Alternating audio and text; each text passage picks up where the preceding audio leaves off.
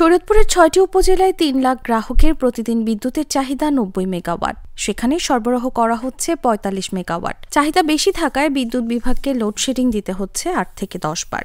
প্রতিদিন গড়ে ১২ ঘণ্টা বিদ্যুৎ সরবরাহ বন্ধ থাকছে। দীর্ঘ লোডশেডিং এর কারণে রাতের বেলা আমরা ঘুমাতে পারছি না। আমার বাসার মুরব্বী যারা আছে তাদেরও অনেক কষ্ট হচ্ছে, বাচ্চা যারা আছে তাদেরও অনেক কষ্ট হচ্ছে। ফ্রিজের এই প্রোডাক্টগুলোর ভিতরে আমাদের ম্যাক্সিমাম যেই ইনসুলিন থাকে বা সাবুজিটার যেগুলো থাকে, এগুলার যেই গরমের কারণে এগুলার মানসম্মত ওই রকম থাকে কিনা তাও সন্দেহ। এখন এই লোডশেডিং যত দ্রুত সম্ভব এটাকে সমাধান করা উচিত। এতে জেলাবাসীর দুর্ভোগ চরম আকার ধারণ করেছে। পড়াশোনার ব্যাঘাত ঘটছে শিক্ষার্থীদের। উৎপাদন কমেছে বিভিন্ন কলকারখানায়। এখন দিনেও ২-৩ বার কারেন্ট যায়, রাতেও ৩-৪ বার কারেন্ট যায়। এতে পড়াশোনায় ব্যাঘাত ঘটে।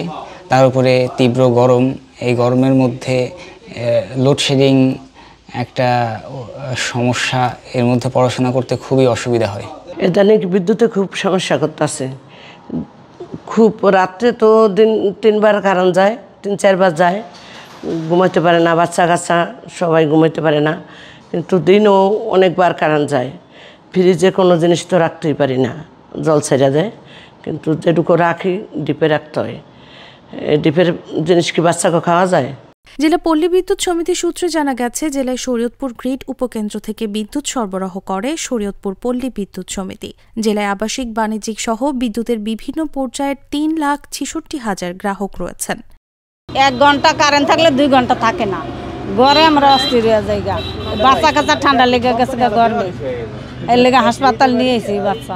দিনে তো কারেন্ট থাকেই না, রাতেও কারেন্ট থাকে না। গাড়ি চার্জ দিতে পারি না, এই গাড়ি চালাই বলে না খাইমু 3 বেলা চালাইমু। আর আমরা গাড়ি চার্জ না দিতে আমরা গাড়ি চালাইমু কেমনে? আমরা কোনো বাজার সাথে নিতে পারি না। জানতে চাইলে জেলা পল্লী বিদ্যুৎ সমিতির জেনারেল ম্যানেজার আলতাফ হোসেন বলেন, জেনারেশন ফল্ট করায় চাহিদার তুলনায় জেলায় বিদ্যুৎ কম পাচ্ছি, তাই বাধ্য হয়ে লোডশেডিং দিতে হচ্ছে। 50% লোডশেডিং যদি লোড আমরা পাই, তাহলে গ্রাহকদেরও সেরকম আমাদেরকে 50% লোডশেডিং করা লাগতেছে। এটা আমাদের লোড যে চাহিদা তার অর্ধেক পাওয়ার কারণ আছে, আমরা যতটুকু জানি সেটা হচ্ছে জেনারেশন ফল করছে। জেনারেশন ফল করার কারণে এটা লোডশেডিং হচ্ছে, এবং এটা সারা বাংলাদেশে। আমরা যতটুকু জানতে পারছি এটা 1 সপ্তাহের মধ্যে এটা রিকভার হবে ইনশাল্লাহ। বিভিন্ন পর্যায়ের এসব গ্রাহকের জন্য প্রতিদিন বিদ্যুতের চাহিদা রয়েছে ৯০ মেগাওয়াট।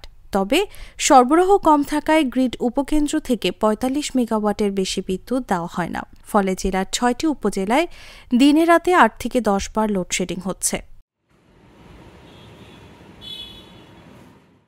প্রতিদিন গড়ে ১২ ঘণ্টা বিদ্যুৎ সরবরাহ বন্ধ থাকছে।